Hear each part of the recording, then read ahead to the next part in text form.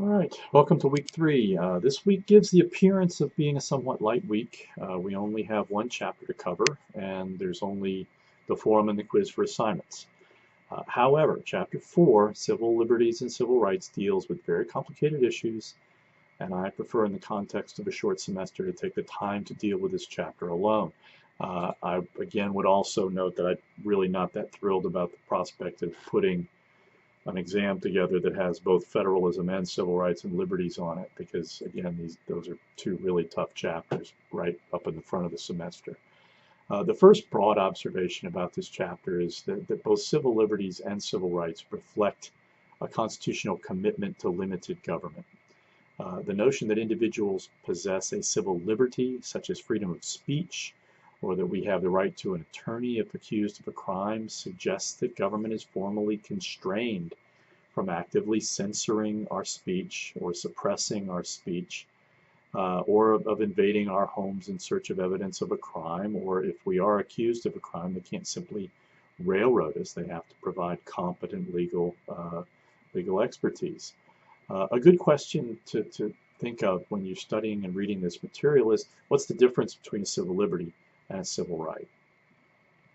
The problem with the proposition that citizens have constitutional rights upon which the government may not infringe is that one person's presumed right might conflict with another person's rights. An example from a couple of years ago illustrates this problem.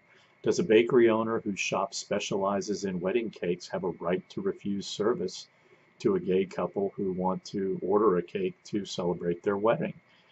Does the bakery owner's religious convictions provide them with a right to refuse service? Is that right of refusal, does it amount to an act of discrimination?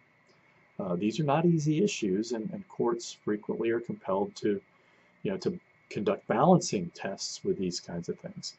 So civil liberties are constraints that we put on the exercise of the government's power over individuals. Civil rights, on the other hand, are claims on the part of groups of people that the government has in fact already behaved in a discriminatory manner on them based on some arbitrary feature of their identity, their racial or ethnic origins, their gender, their religious convictions, or their sexual orientation.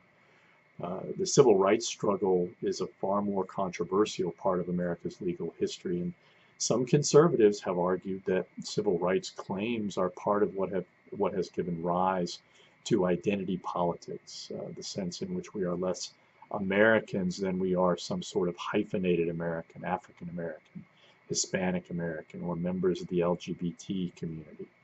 I'll have more to say about these issues in the forum. For now, don't get complacent. The appearance that there's less work to do is deceptive, so let's have a productive week.